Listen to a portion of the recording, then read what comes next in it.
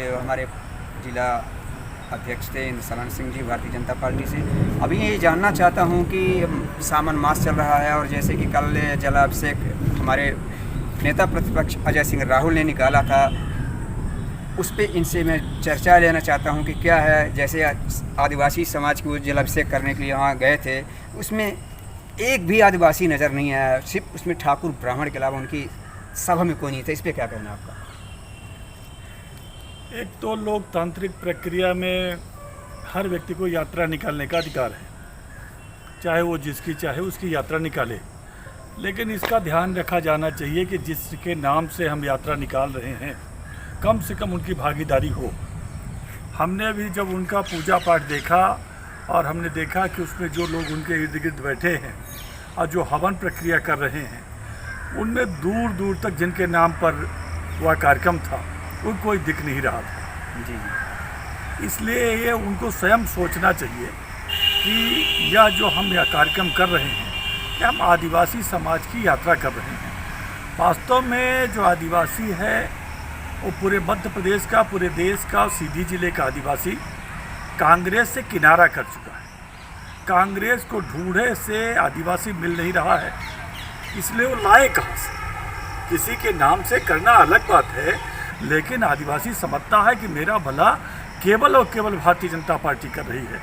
मध्य प्रदेश के जननायक मुख्यमंत्री शिवराज सिंह चौहान जी और हमारे देश के यशस्वी प्रधानमंत्री आदरणीय नरेंद्र मोदी जी ने जिस प्रकार आदिवासी समाज के उत्थान के लिए कार्य किया है, उनका गौरव बढ़ाने का कार्य किया है, तो कांग्रेस के पास कोई आदिवासी लीडरशिप और कोई आदिवासी वोटर बचा नहीं। इसलिए वह नाम तो आदिवासियों का रखते हैं, लेकिन उनके पास कोई है नहीं, इसलिए वो केवल दिखावा कर रहे हैं। क्या लगता है आपको कि इस चुनाव में 2023 में 2 महीने बाद, 4 महीने बाद चुनाव होने वाले हैं, वो आदिवासी की ये यात्रा निकाले थे सावन मास में और भंडारा भी किए, लेकिन कोई आदिवासी न किसी आदिवासी का वो पूजा किए न कुछ किए। इस पर क्या लगता है कि कहीं ना कहीं उनको क्या हासिल होगा इसमें? अब वो तो चाहते हैं कि हम एक दिखावा करें कि हमारे साथ आदिवासी समाज है, लेकिन जो हमारे देश का, जिले का आदिवासी समाज है वह समझ चुका है कि मेरा भला कौन करेगा। तो भारतीय जनता पार्टी के साथ आदिवासी समाज है, उनके साथ नहीं है। और आदिवासी समाज को वास्तव में जो सशक्त और समर्थ भाजपा ने बनाया है, तो अब किसी यात्रा की मोहताज आदिवासी समाज नहीं रह गया।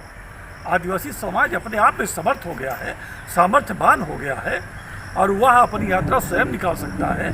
और जो जुड़ाव है उसका, वह तो वास्तव में भाजपा, मोदी जी, शिवराज जी की नीतियों से भाजपा के साथ है, ना कि कांग्रेस की नीतियों के साथ। कहीं ना कहीं कांग्रेस ये कहती है कि बीजेपी सरकार अपने बलबूते पे है, न्यायालय को छोड़ दी है। किसी की कोई मुजरिम हो तो उसका घर गिरा देती है, मुजरिम बेटा है, माँ बाप के घर गिरा देते हैं, जैसे अभी पेशाब कांड आया था। तो क्या ये कितने दूर तक सत्य है, कितना सही है, इसका विवरण दीजिए।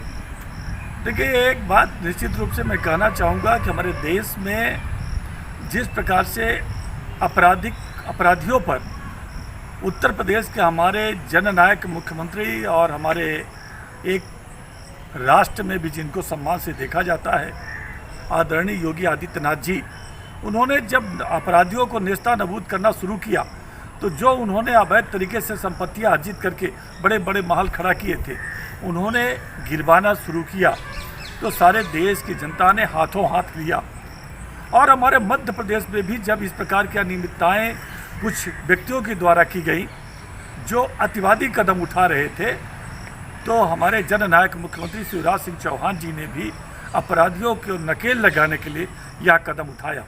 वास्तव में यह अपराधियों के ऊपर नकेल लगाने के लिए कार्यक्रम है, न कि किसी जो सज्जन व्यक्ति है उसको डराने के लिए।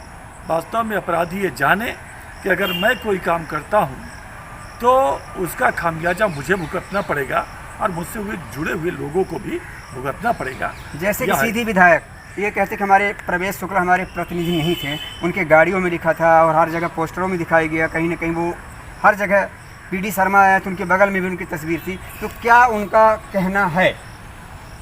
अब या तो सीधी विधायक जी से आप पूछे कि बताएंगे कि उनका प्रतिनिधि है कि नहीं है, लेकिन मैं ये जरूर कह सकता हूँ कि भारतीय जनता पार्टी का कार्यकर्ता नहीं था। उसके पहले किसी व्यक्ति के कार्यक्रम में सम्मिलित होना अलग बात है, लेकिन भारतीय जनता पार्टी का वह न मंडल में न जिला में कोई पदाधिकारी नहीं था। मेरे अध्यक्ष रहते और वर्तमान में भी नहीं है। तेलंगाना में एक महिला को निवस्त करके महिलाओं द्वारा और आम जनता द्वारा उसको पीटा गया, इस पे आपकी पार्टी क्यों नहीं अनशन कर रही, कोई घेराव क्यों नहीं कर रही? एक महिला की जो बहुत ही निंदनीय ये चीज़ें हैं, इस पे आपका कहना है? सारी मानवता करा रही है, सारे देश के लोग दुखी हैं कि नारी है तो सृष्टि है, नारी नहीं तो सृष्टि नहीं। और वैसे भी कहा गया यत्र नार्यत्र पूजन्ते रमन्त्रे तत्र देवता। तो चाहे वो राजस्थान की घटना हो, चाहे वो पश्चिम बंगाल की घटना हो निर्वस्त्र करने की, और चाहे वो तमिलनाडु की हो या मणिपुर की हो, सारी घटनाएं निंदनीय हैं, बेहद दुखद हैं और मन को झकझोरने वाली हैं, बुद्धि को विचलित करने वाली हैं। और हम सब तो यही प्रार्थना करते हैं कि इस प्रकार की घटना की पुनरावृत्ति ना हो और अपराधियों को कड़ी से कड़ी सज़ा मिले। ये मानवता के लिए कलंक है और जिस प्रकार से घटना हुई सारा देश शर्मिंदा है, दुख में है। यह कोई पार्टी का प्रश्न नहीं है, देश की अस्मिता का प्रश्न है, देश के एक सामाजिक ताने बाने का प्रश्न है। जो इस प्रकार से सामाजिक जो सद्भाव होता है उसको तोड़ने का कुछ अतिवादियों ने कदम उठाया है, इससे हम सब दुखी हैं और उनको कठोर सजा मिलनी चाहिए। जैसे कि मणिपुर में कहा जा रहा है कि अगला मुख्यमंत्री जो इस्तीफा देंगे उसके बाद कहीं न कहीं आदित्य योगीनाथ वहाँ के मुख्यमंत्री बनेंगे, क्या ये सत्य है या नहीं? सुर्खियों में आ रहा है। सब कपोल कल्पित बातें हैं। कोई भी मुख्यमंत्री हो तो अपने राज्य में उत्तर प्रदेश में है मुख्यमंत्री और वहाँ ऐसी स्थितियाँ नहीं हैं। वहाँ इसके पूर्व वहाँ की जनता की मांग है कि योगी आदित्यनाथ यहाँ के मुख्यमंत्री बन। यह उनका जनाधार है, हमारे जो नेता हैं उनका जनाधार है और कानून वहाँ स्थिति खराब कानून की नहीं है। और हम ऐसा मानते हैं कि कुकी और नागा संघर्ष पहले हुआ करता था, जाति संघर्ष, अब कुकी मैतेई का। तो उस जाति संघर्ष में ज़रूर दुर्भाग्यजनक घटनाएं घटी, लेकिन स्थिति में नियंत्रण पा लिया गया है और जो सारे अपराधी थे सातों उनको भी पकड़ लिया गया है, उनके ऊपर कठोर एक्शन हो रहा है। एक सवाल और मेरा, जैसे कि छत्तीसगढ़ में आपने देखा होगा कुछ युवाओं ने निवस्त होकर रोड में दौड़ रहे थे अपनी मांगे के लिए कांग्रेस सरकार से, कांग्रेस सरकार छत्तीसगढ़ में, उसमें आपका क्या कहना है? मेरा यही कहना है कि जब कांग्रेस सरकार में अभी आपने देखा होगा कि कुछ बड़े गीतकार बनते हैं, उन्होंने गीत गाया मध्य प्रदेश और उत्तर प्रदेश के लिए, लेकिन जब राजस्थान का वहाँ के कांग्रेस के पूर्व मंत्री राजेंद्र गुढ़ा ने आरोप लगाया लाल डायरी में और कहा कि अगर इनका नार्को टेस्ट हो तो चाहे वो गहलोत जी हों, चाहे वो धारीवाल हों, चाहे महेश जोशी हों, ये भ्रष्टाचार में तो लिप्त ही है, लेकिन उन्होंने नारी अस्मिता का भी प्रश्न उठाया है।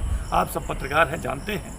तो जिस प्रकार से प्रश्न उन्होंने उठाया, छत्तीसगढ़ में गोबर कांड हो या उनकी बात जनता की नहीं सुनी जा रही है, आदिवासियों गरीबों के साथ, किसानों के साथ जो अत्याचार की घटनाएं बढ़ रही हैं, ये बेहद दुखद और निंदनीय है।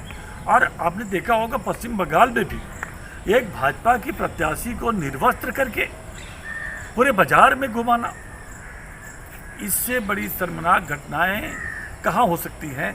तो इसको तो मैं मानता हूँ कि पार्टी से हट करके लोगों को चाहे जिस पार्टी में हो आवाज़ उठाना चाहिए और सबको एक साथ खड़े होकर के दोषियों के खिलाफ कठोर कार्रवाई की मांग करनी चाहिए और पूरा फिर से घटना ना हो इसके लिए जागरूकता बढ़ानी चाहिए। जैसे कि पेशाब कार्ड 2020 का है और पेशाब कार्ड के बाद कई हर राज्यों में पुरानी ऑडियो वीडियो सब वायरल हो रहे हैं और चुनावी सत्र में आ रहा है और कहीं ना कहीं शासन प्रशासन अपनी सत्ताओं के लिए हो सकता है ये सारी चीज़ें बनाई हों, मौका आने पे हम भी ऐसे करेंगे। इस पे क्या विचार है आपका? कहीं कांग्रेस हो या बीजेपी हो या अन्य पार्टियां हों?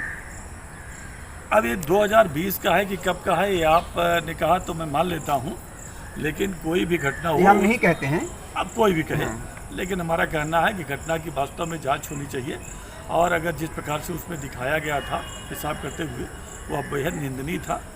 और किसी भी व्यक्ति को राजनीति करते समय अपने काम से अपना स्तर ऊंचा उठाना चाहिए।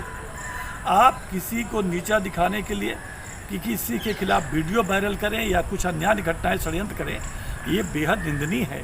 आपने क्या किया या किसी भी चीज़ को न्याय दिलाने के लिए अगर कोई वायरल किया जाए तब तो ठीक है, लेकिन केवल षड्यंत्र करके किसी को नीचा दिखाने के लिए किया जाए, यह गलत है।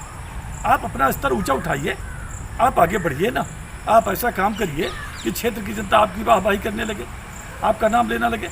लेकिन दूसरों को नीचा दिखाने के लिए षड्यंत्र करना बेहद घटिया है, चाहे वो जो भी षड्यंत्र हो। आखिरी सवाल मेरा ये है, जैसे कि चौराहाट विधानसभा में सत्येंद्र तिवारी भारतीय जनता पार्टी टिकट के दावेदार हैं और राहुल भैया कांग्रेस से हैं, और कमलेश्वर पटेल जी वहाँ से हैं, धोनी से तो कुमार सिंह टेकाम है, कांग्रेस से कमलेश्वर पटेल। सीधी विधानसभा और सिहावल विधानसभा में क्यों नहीं प्रत्याशियों के नाम घोषित किया जाता कि कौन दावेदार होगा, चाहे बीजेपी हो कांग्रेस?